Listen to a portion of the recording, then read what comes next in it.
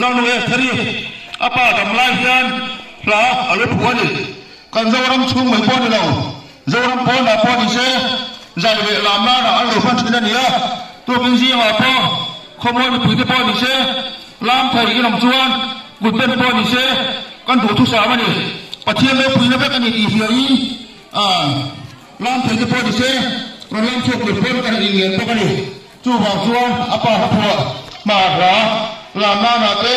kan zoram mu sang le ram pon ni na alo le pui chen afanu lang nu se chaturin ilo so mangu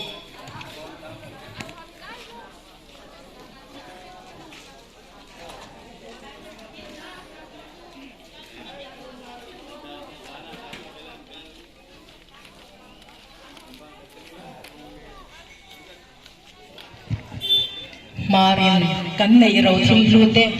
min choi ka pai la apwa chung te chu kan nei ro thil lu te chu mar arsi mar pwan mar am mar leng kan tia mar pal kan sebok anga mar thipui kan sebok tura ka ngai kami min choi kan ka pai na lo phwani mar arsi